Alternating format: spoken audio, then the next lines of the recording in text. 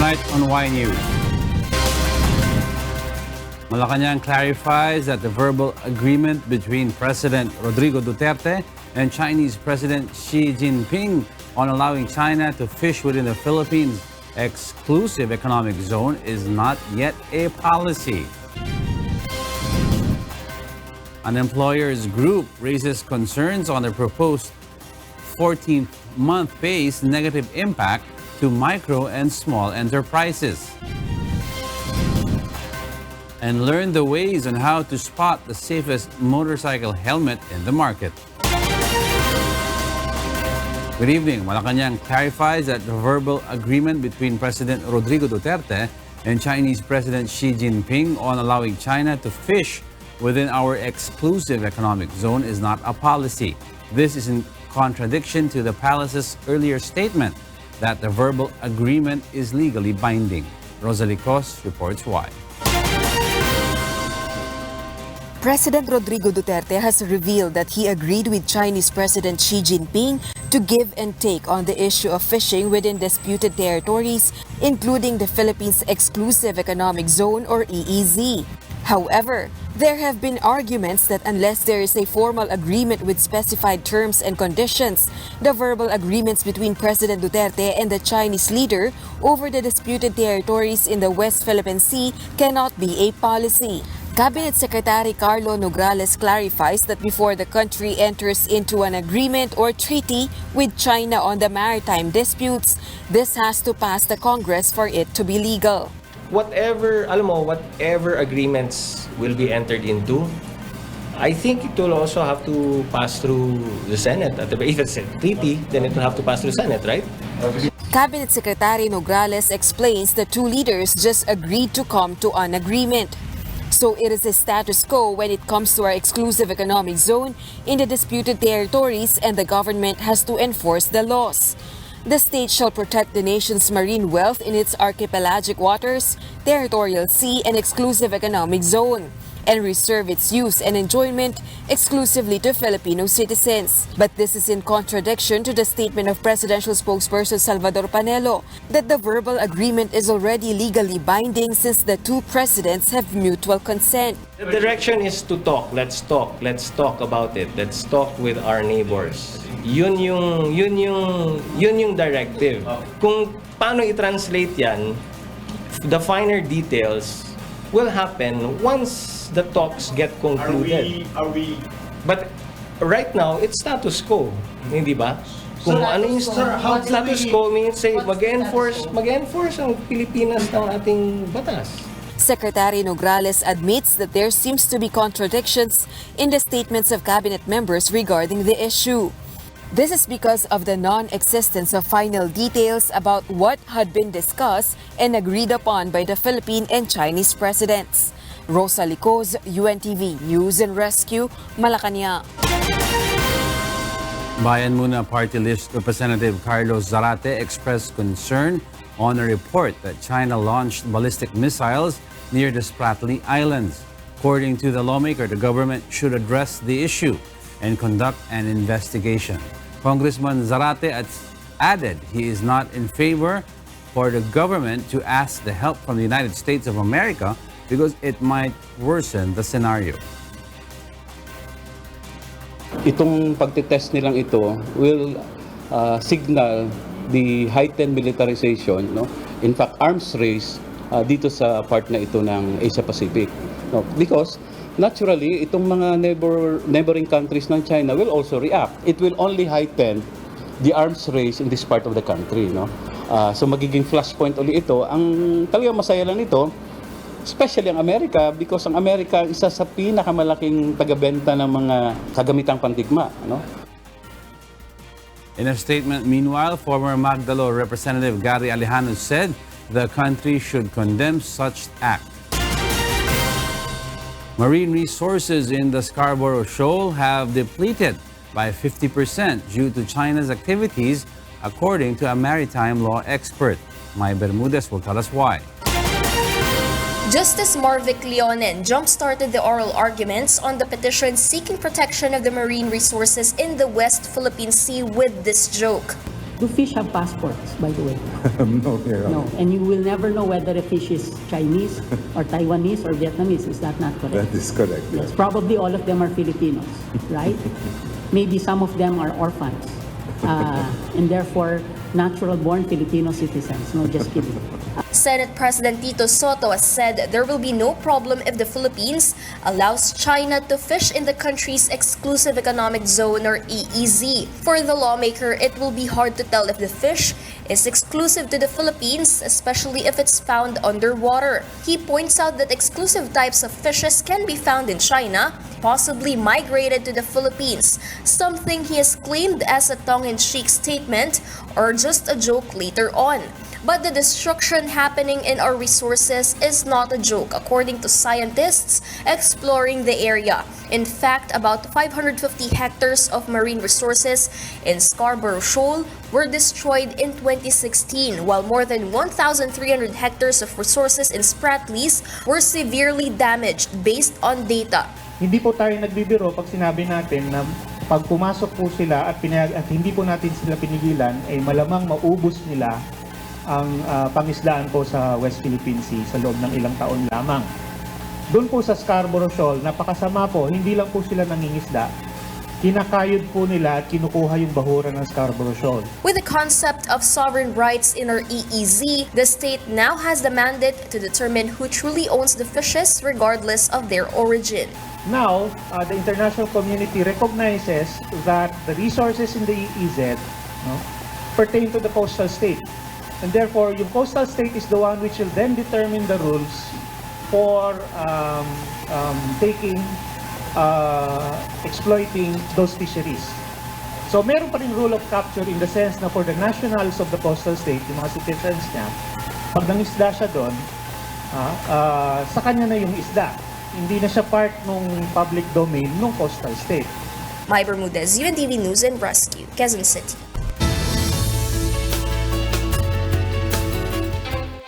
One of the most important things for a motorcyclist is the helmet.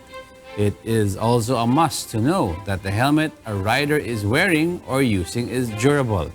Monokson explains why. There is no doubt that wearing a helmet is important for the safety of a motorcycle rider. By wearing this protective gear, the rider's head will be shielded in case of a terrible accident. We subjected some of the helmets available in the market to different tests. We examined 3 kinds of helmets: a helmet bought at a cheap price, an average price helmet, and a helmet that costs 10,000 pesos. To create impact on each helmet, we hit them with a sledgehammer. Clearly, the cheap price helmet shattered. This helmet can be bought for 500 up to 1,000 pesos. The average price one, on the other hand, remained intact, but was slightly dented on the top after force was exerted on it. And last, the expensive one.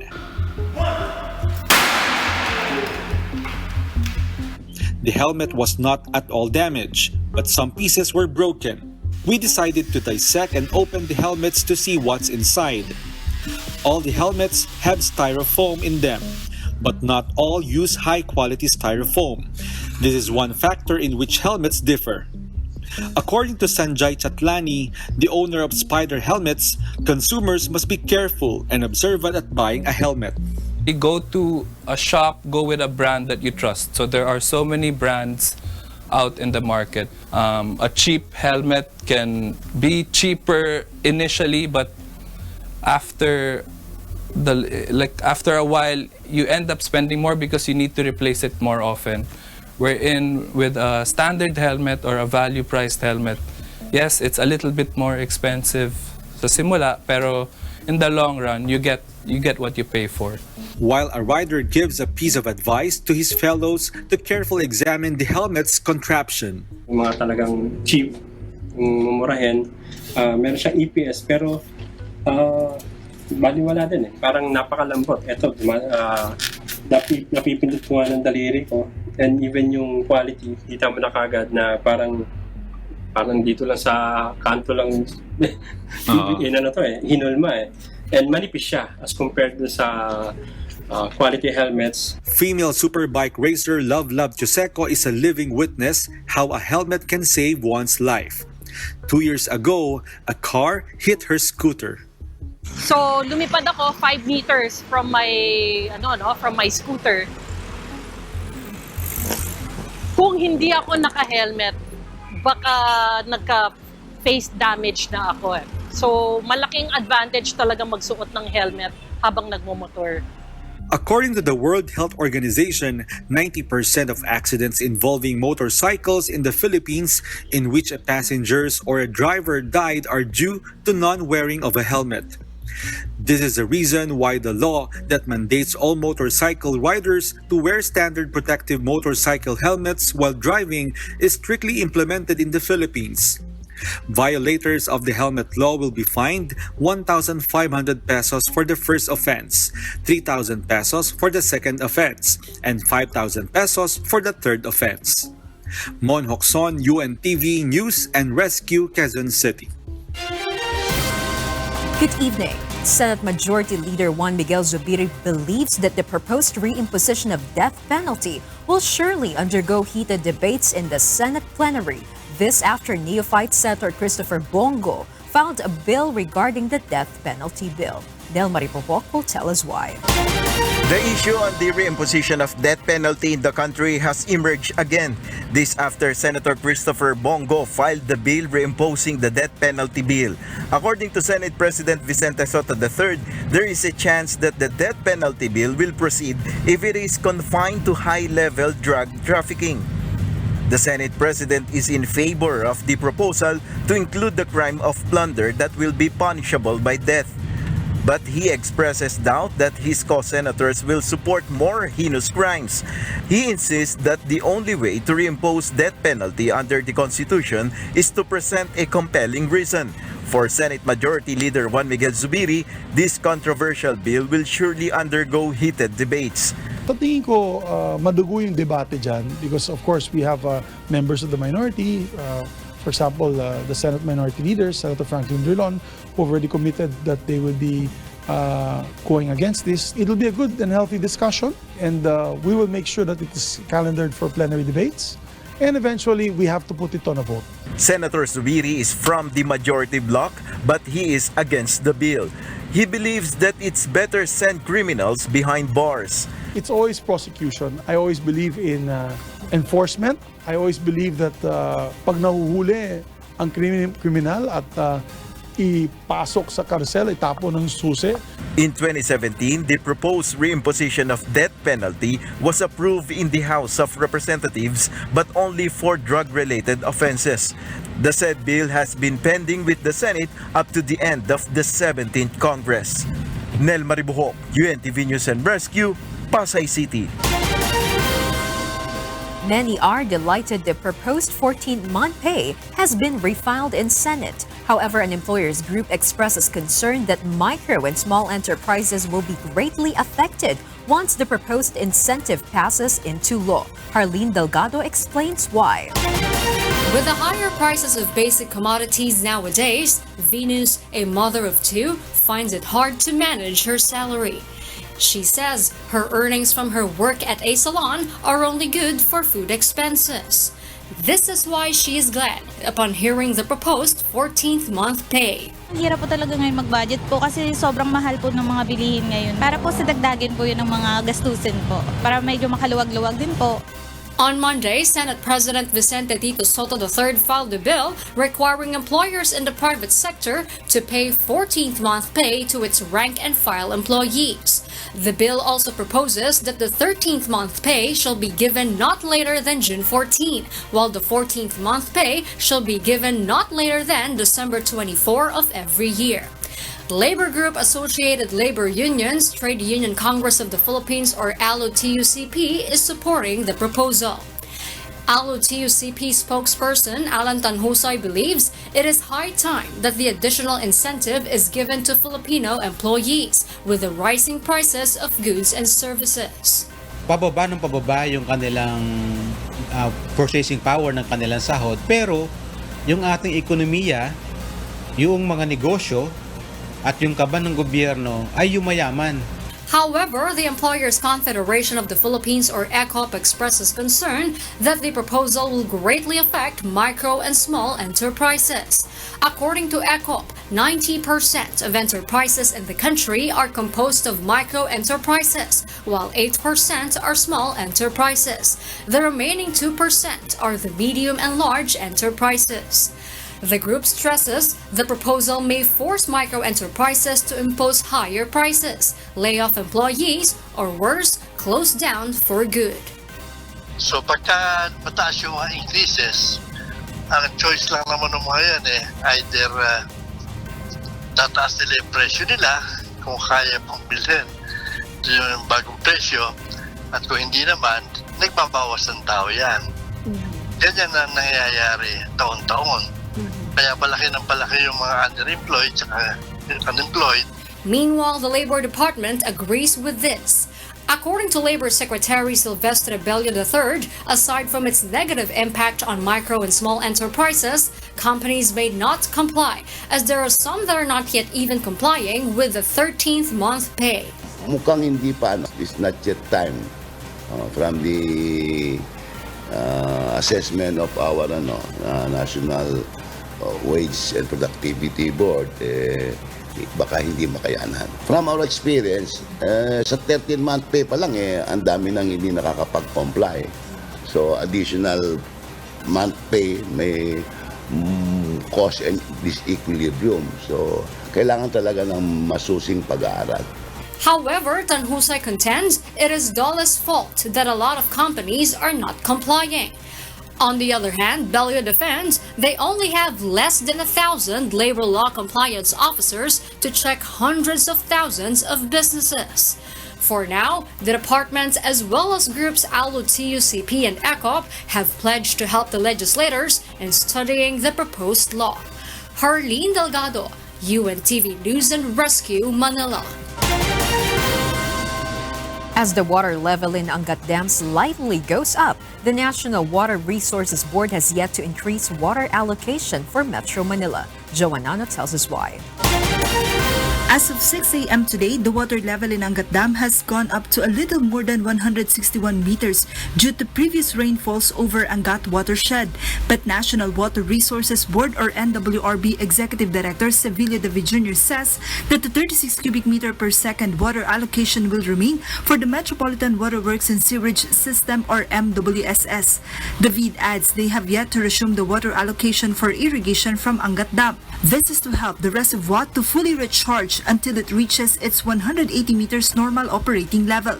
The NWRB project that Angat Dam's water level may not go lower than the 160 meter critical level until next week, as the rainwater coming from the mountains is expected to plunge in the dam. Base naman sa projection namin sa ngayon, no, kasi nakatulong itong mga pag-ulan, itong mga nakaraang mga araw, and base naman sa projection natin, hindi naman po, no, at least for the next week, no, itong week na darating, wala tayong nakikitang pagbaba ng projection natin, no. But until such time na dumating mo makabalik ulit, no, yung habagat or southwest monsoon. Meanwhile, the Philippine Atmospheric, Geophysical and Astronomical Services Administration, or PAGASA, foresees no rainfall in Angat watershed until next week. PAGASA explained there is high pressure in the Western Pacific that dissolves the low pressure area, which they are expecting to bring significant rainfall over Angat watershed. Based po sa forecast ng PAGASA, it's possible na magkaroon nga ng 2 to 3 tropical cyclones, but we are not seeing it on the first half of July and probably on the second half. Since there is no adjustment in the water allocations, the 12 to 17 hours of water service interruption schedules continue in various areas across Metro Manila. Joanano, UNTV News and Rescue, Quezon City. The Department of Health launched today their school-based immunization program. The Health Secretary added that although the dengue vaccine scare is over, the public must not be lax. Aiko Miguel reports why. Health Secretary Francisco Duque III personally immunized learners in Signal Village National High School in Taguig City this morning. This signals the start of the Department of Health's school-based immunization program this year. According to the Health Secretary, they have to make a wider immunization coverage in the country, especially that the measles outbreak was declared last February. The Health Department targets to immunize more than 9 million learners this school year 2019-2020. That's why we still need to aggressively pursue our national immunization program. Based on DOH data, the populace in the National Capital Region have begun to trust the government's immunization programs. However, more campaigns must be done to further spread awareness. The DOH wants to complete the 95% immunization coverage this year to avoid repetitive outbreaks in the country. May iba umiiyak dahil namatay isa, dalawang anak dahil lamang sa ayaw magpapakuna. Dahil nga bunsod ng mga maling impormasyon na kumakalat sa mga komunidad. At minsan, hindi naman talaga na ipapaliwanag ng sapat. At ang nagiging resulta ay ang kaawa-awang bata na nagkakaroon ng komplikasyon kagaya ng measles. Measles vaccine and booster doses of tetanus diphtheria are given for free to learners from kindergarten to grade 7. The DOH clarifies that the immunization program is not mandatory. Parents' consent is also necessary before administering vaccination on school children. Meanwhile, the Secretary believes that the infectious scare in the country is already over. I really should like to believe that the scare is over. Kung mawala na yung peak, baka relax na naman ng mga tao, babaliwalain na naman, hanggat sa magkaroon na naman ng another round or rounds of outbreaks, which I think is unfortunate. Talaga pong bumagsak na po yung kaso natin ng measles sa National Capital Region, but hindi pa rin po tayo dapat mag-relax. The Health Department is careful so as not to lose the public's trust in the government's immunization programs. Aiko Miguel, UNTV News and Rescue, Taguig City. The Department of Health will soon implement its Administrative Order Number 2019-0007 or the banning of e-cigarettes and vapes in public places. Health Secretary Francisco Duque III has already signed the administrative order last June 14, 2019. Its effectivity will be 15 days after its publication in newspapers as required by the law. According to Secretary Duque, the public smoking ban now covers electronic nicotine and non-nicotine delivery system. The ban on vapes and e-cigarettes will follow the same guidelines for designated smoking areas under Section 4 of the Executive Order Number 26. Penalties for violators will depend on local ordinances enforced by the town or city where the smoker was apprehended. We need to regulate this. We need to make sure that the electronic nicotine delivery system as well as the electronic non-nicotine delivery system, kasama yung mga e-cig, mga vapes at mga lahat ng ito will be subject to regulatory control. With 3 days in office, Manila City Mayor Isko Moreno continues to fulfill his promises as he battles against illegal activities in the city. April Sinadoza explains why. The Manila City government destroyed 75 fruit game and horse racing video game machines at the City Hall quadrangle this morning. The Manila Police District seized the machines during their 2-day operation against illegal gambling in the city. Of the 75 machines, 65 were still functioning. Manila Mayor Francisco Isko Moreno Domagoso says this illegal activity is connected with the sale of illegal drugs. Lahat ng naglalaro halos ng mga may edad sa fruit game at video karera na inaabot ng madaling araw, yan yung mga tamang hinalang tao. Dinigiyang ang gigigil. Sandino ang malaking porsyento na nagkakapasahan. Andiyan na rin ang bentahan. Using large hammers, Domagoso and Manila Police Chief Brigadier General Vicente Dano Jr. led the destruction of the video game machines. The mayor said he will go after the video game operators, while the coins from the machines will be given to different institutions. He added he will investigate police officers who are protecting the video gaming operators. Yesterday, Dumagoso revealed he was offered a 5 million peso daily bribe so he won't remove the illegal vendors in Divisoria. When asked if he plans to file a case over the issue, this is what Dumagoso said. Calls. Alam mo naman yan, hindi natin masyado pinagpapatulan. A clean and trash-free Divisoria and Recto greeted shoppers on Wednesday as a result of yesterday's clearing operations. Some shoppers commend Moreno's move, while some vendors appeal to be relocated, still in Divisoria. Kasi hindi na nakakatakot katulad dati na pag maraming masyadong tindero, andun yung mga nandudukot, nagsasamantala sa kapwa. Ngayon po, hindi ka na mangangamba. Nakakadaan ka na ng diretso, makakalakad ka na ng diretso without any disturbance of any vehicles. Kung maaari po, ilagay po sa tama yung mga vendors. Bigyan sila ng tamang lugar kung saan sila pwede magtenda. Kawawa nga kami, mga anak namin. Nagugutom. Minsan, wala din. The mayor has earlier inspected Divisoria New following the clearing operations conducted in the area. Ang gusto ko, tulungan ako ng mga vendor na magkusang disiplina. Makararaan, ibabalik na natin ang kalye sa taong bayan. O bilang ganti naman ng pamahalaang lungsod at ng MPD, katulong nila kami na proteksyonan sila sa mga tiwaling barangay official na umahataw kaliwat kanan. April Senedoza, UNTV News and Rescue, Manila.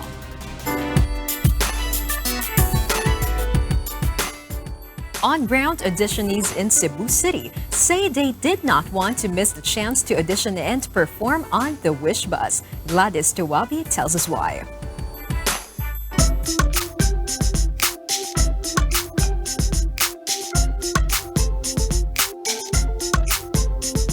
Singing hopefuls continue to take part in the Wishcovery Season 3 on-ground auditions in Cebu Province. On day 2 of the Wishcovery Originals auditions here, some performed for the first time, while another made a comeback in the biggest online singing competition in the country. Grabbing the opportunity to step on the iconic Wish Bus, Paulo Ay, who came all the way from Tacloban City, performed a song he has composed just recently. Hindi ako nagdalawang isip, talagang Cebu kagad. Ayaw kong palagpasin ho. Actually, wrote the song 3 days ago. Just para lang nalaman kong may wish.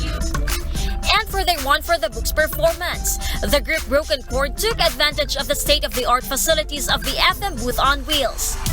They even thought their performance would blow up, but in the end, it was a success. Mo lagi tungod sa ilahang kanang pag-asikaso pag-set up as sinindot yun ilahang set up. Oh, wala ginawa gimis ang chance kay syempre wish. While the band who called themselves Pasugod said they want to be known in the music industry and have their own album through Wishcovery Originals. They shared this is their first time to join a nationwide contest. Experience was really good, overwhelming, bago siya, refreshing, and it's exciting for us as budding musicians nga kanang mo step up mi ba, mo gawas mi sa mong comfort zone. And for Andre Teves, who is making a comeback in Wishcovery, getting another chance to perform on the Wish Bus is God-given. Andre belonged to Camp Top Suzara in the Season 2 of the competition.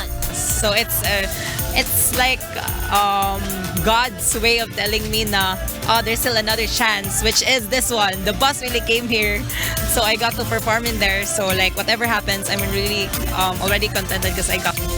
Remember, Wishcovery Originals is open to soloists, duos, and groups who can sing at the same time write their own songs.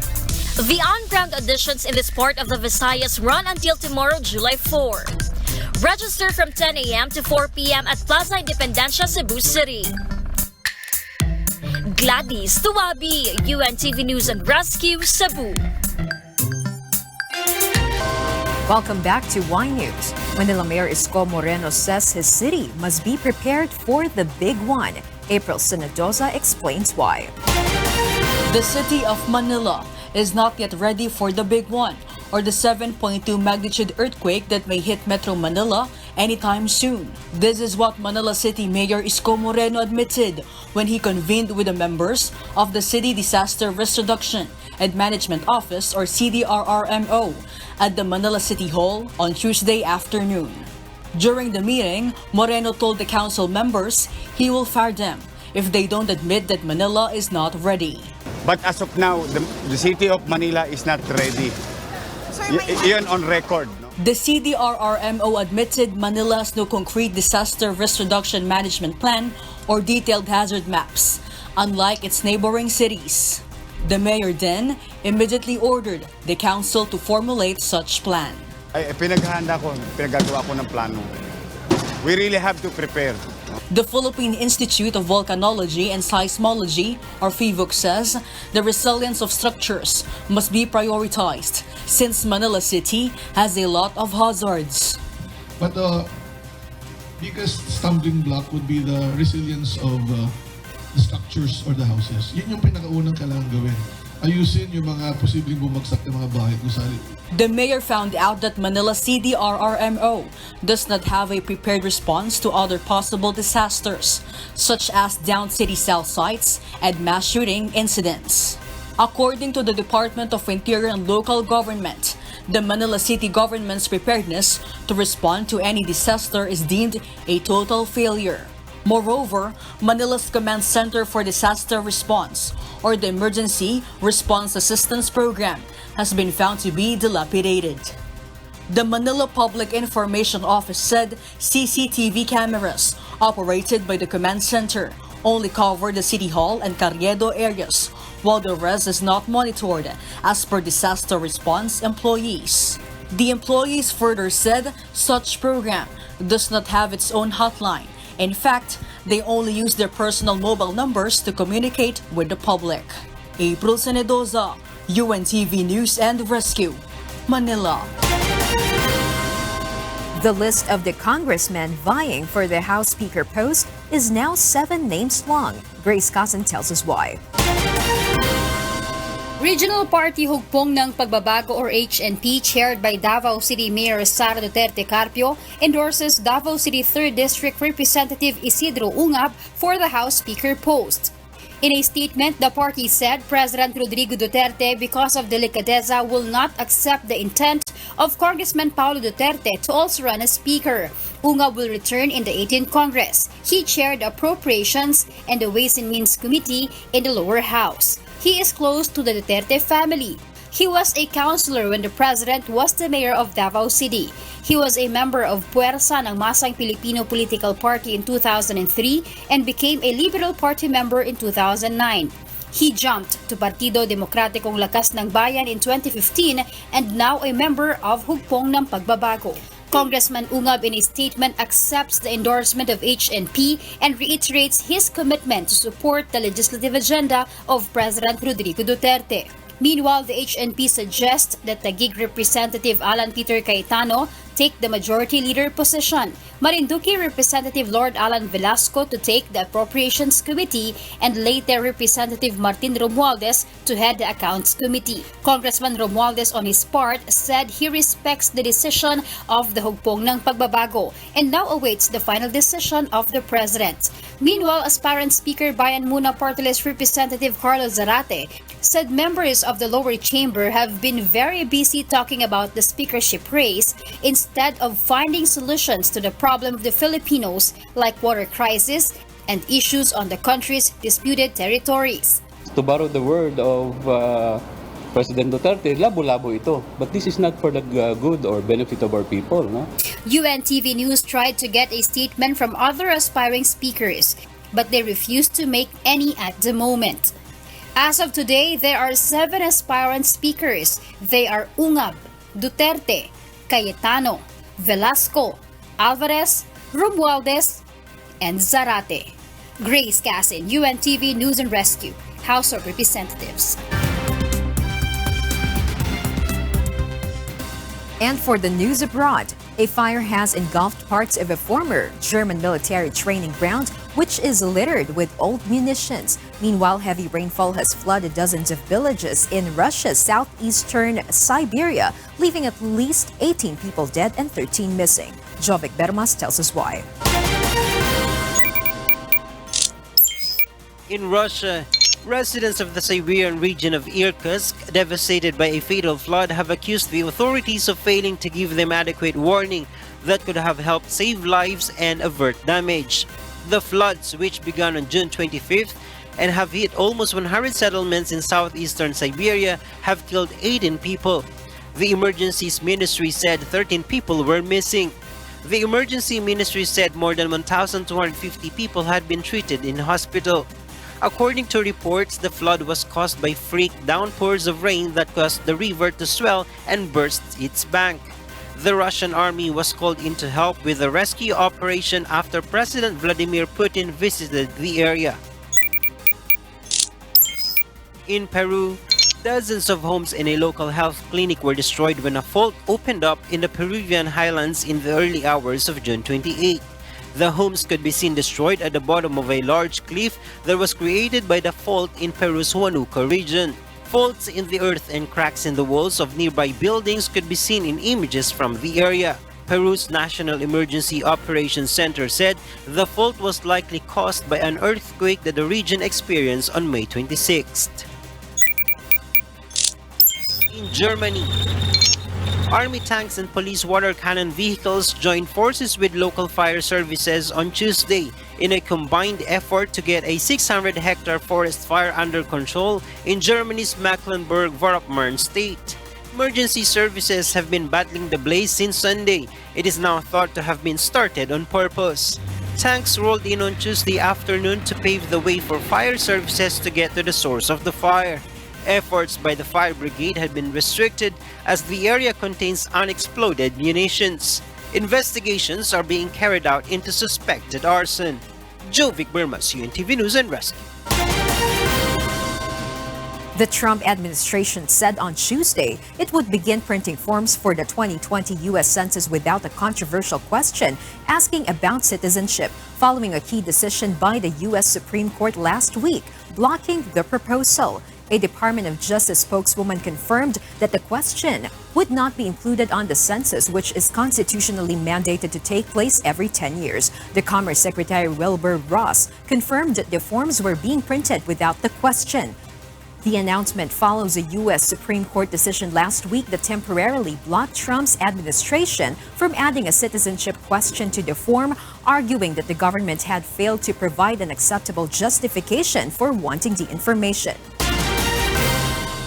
The Inspector General for the U.S. Department of Homeland Security talked of dangerous overcrowding as photos emerged of the conditions migrants had to suffer in detention facilities in Texas. Acting DHS Inspector General Jennifer Costello said staff from her office had toured 5 border patrol holding facilities in Texas' Rio Grande Valley in early June and observed a serious overcrowding and prolonged detention of unaccompanied alien children, families, and single adults. Democratic lawmakers toured migrant detention facilities on Monday. According to Democratic U.S. Representative Alexandria Ocasio-Cortez, women were instructed to drink from a toilet and described the setting as akin to a concentration camp.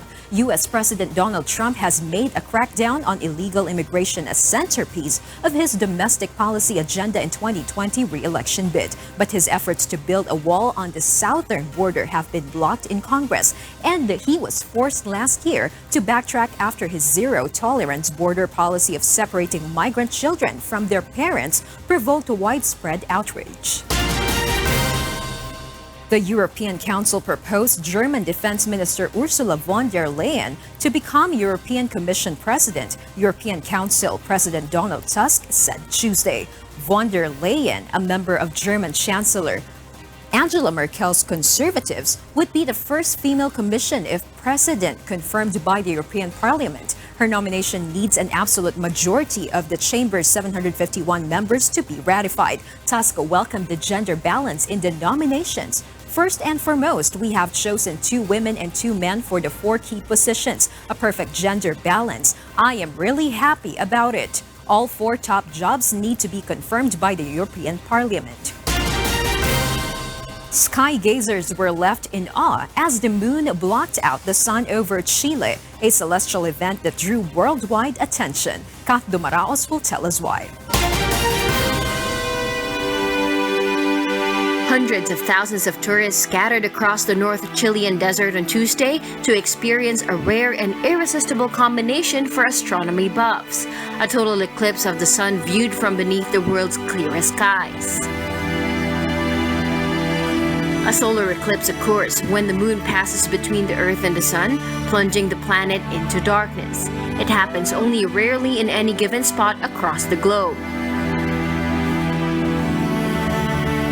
The best views this time were from Chile's sprawling Atacama Desert, north of the coastal city of La Serena, where a lack of humidity and city lights combined to create the world's clearest skies. Eclipse watchers from around the world who came to Chile were not disappointed on Tuesday. The 150-kilometer band of total darkness moved eastward across the open Pacific Ocean late in the afternoon, making landfall in Chile at 4:38 p.m. Just overwhelmed, you know. I've never experienced something like this. This is incredible. It's been the most beautiful moment of this journey, and I really enjoy to be here. I think you become overwhelmed because even with today's technology, we can't copy that. So I think that's just something mystical. The region had not seen an eclipse since 1592, according to the Chilean Astronomy Society. The next one is expected in 2165. Kat Dumaraos, UNTV News and Rescue.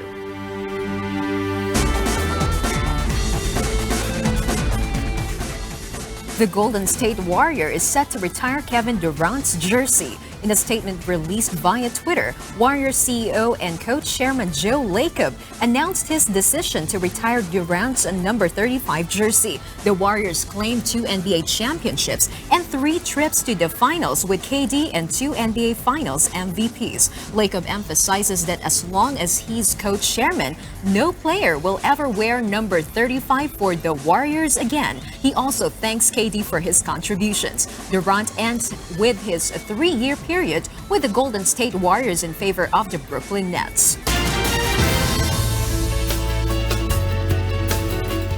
A set of ping pong players found the perfect place for a game on the weekend, a moving New York City train. The clip shows a male and female player hitting a ball across a ping pong table in the train aisle, surrounded by seated passengers. Film uploaded to social media by Mary Carr of the duo has gone viral, gaining 4.8 million views since it was first uploaded on Saturday. Carr said that the pair were mostly ignored by the people around them, although she added it wasn't a very crowded train, otherwise the players would never have gotten away with it.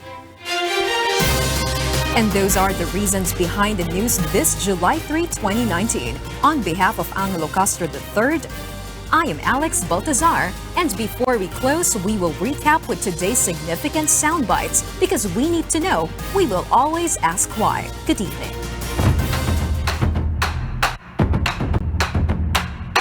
Itong pagtitest nilang ito will signal the heightened militarization, no?